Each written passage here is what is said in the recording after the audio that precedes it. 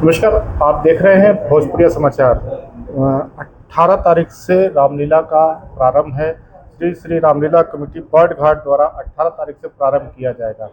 आइए जानकारी लेते हैं कि क्या क्या इस बार है और क्या क्या व्यवस्थाएं रखी गई है। पिछली बार काफ़ी ज़्यादा व्यवस्थाओं को लेकर रामलीला को भी रोक दिया गया था, लेकिन इस बार क्या व्यवस्था है कि रामलीला सुचारू रूप से चले। अध्यक्ष जी, सबसे पहले तो आपको स्वागत है। इसमें रामलीला 18 तारीख से है, क्या कहना चाहेंगे, किस तरह की इस बार शुरुआत की जाएगी? रामलीला का मंचन, रामलीला कार्यक्रम कभी रुका नहीं है, अवरोध नहीं हुआ।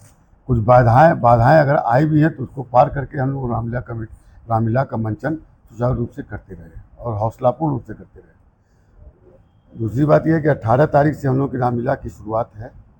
18 तारीख को रामलीला कमेटी और समस्त व्यापारी संगठन और जनमानस के साथ भूमि पूजन किया जाएगा और उस भूमि पूजन से शुरुआत ही पृथ्वी पुकार से रामलीला मंचन शुरू होगा। तो रामलीला का मंचन 18 तारीख से शुरू किया जाएगा। कहाँ के कलाकार रहेंगे, क्या क्या रहेंगे, कौन मुख्य अतिथि के रूप में यहाँ पर इस बार रहेगा? जनक दुलारी आदर्श समिति श्री सजीवन मिश्रा जी इसके व्यास हैं और उनके द्वारा अयोध्या के हैं। ये रामलीला पे शोध नाट्यमंच पे शोध भी करते हैं। इनके द्वारा जो है रामलीला का मंचन इनकी कमेटी द्वारा इनके संस्था के द्वारा किया जाएगा। नगर निगम से और प्रशासन से क्या अपील कर रहे हैं इस बार? नगर निगम से और प्रशासन से अपील करते हैं। प्रशासन तो हमारे सहयोग में रहती ही है। इस सुरक्षा व्यवस्था के दृष्टिकोण से अपील करते हैं कि वह हमारे शोभा यात्राओं में अपना संपूर्ण सहयोग दें।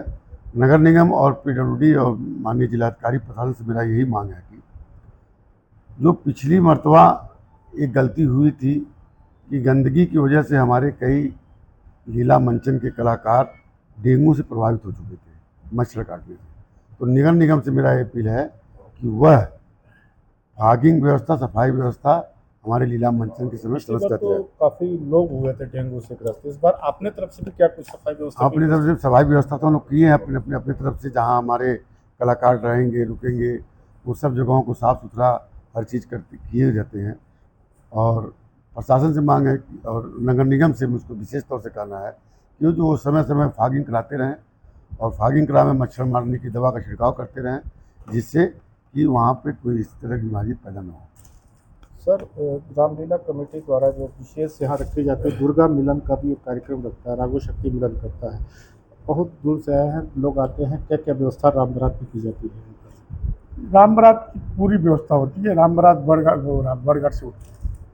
राजा रामचंद्र जी का स्वरूप रहता है और भी झांकियाँ रहती हैं, राधा कृष्ण का भी रहता है, घोड़े रहते हैं, बग्घी रहती है।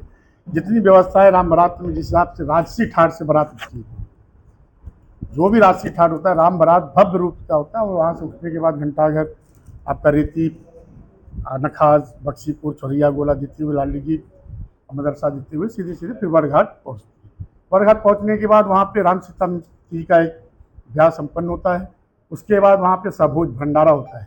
जो जितने भी हमारे बाराती आते हैं उनको पूरा भरपूर रामलीला जो है रामलीला कमेटी उनको भोजन करा के फिर उनको अथाशी भेजती है। तो सर, आप तो यहाँ से बहुत पुराने हैं, आपका मोहल्ला है, काफ़ी वहाँ सुचारू रूप से लेके चलते हैं। क्या कहना चाहेंगे कि राम बारात में भी जो व्यवस्था की जाती है, सबको स्वागत किया जाता है, राम बारात में इस बार विरासत गलियारा भी है, काफ़ी दिक्कतें भी हैं, क्या उस पर प्रशासन से आप लोगों ने? प्रशासन हमेशा सहयोग करता रहा है और करता आएगा, ऐसा विश्वास हमारी रामलीला कमेटी करती है। ऐसी कोई बाधाएं नहीं आएंगी। लेकिन एक समस्या हमको अभी से है, हर साल होता है, उसको अवगत हम लोग प्रशासन से कराते हैं। कहीं न कहीं वो प्रशासन से चूक होती है।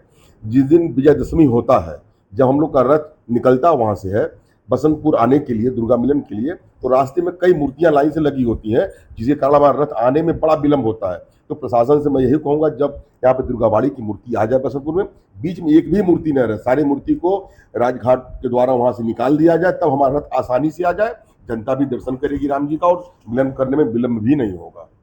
सर, इस बार तो प्रशासन से भी बात किया होगा आपने कि इस पर जो दिक्कतें आती हैं, वाकई सही में देखा जाए कवरेज करने में भी, और आम जनमानस जो आपके पदाधिकारी होते हैं उनको भी काफ़ी ज़्यादा दिक्कतें होती हैं इस तरह से। कल दुर्गाबाड़ी की मीटिंग हुई थी 15 तारीख को, जिसमें प्रशासन के सिटी मजिस्ट्रेट साहब थे, CO साहब थे और अन्य अमला था। उन लोगों से मैंने अवगत करा दिया था कि जब घंटाघर दुर्गाबाड़ी की मूर्ति आ जाए या बख्शीपुर जब उनका पीक पॉइंट है, जब वहाँ मूर्ति दुर्गाबाड़ी किया जाए तो वहाँ से दुर्गाबाड़ी की मूर्ति के आगे कोई मूर्ति न रहे। इस बार कुछ रूट चेंज भी है क्या दुर्गा विसर्जनों का लेकर? नहीं, हमारे सामने रूट की चेंज की कोई बात नहीं आई है।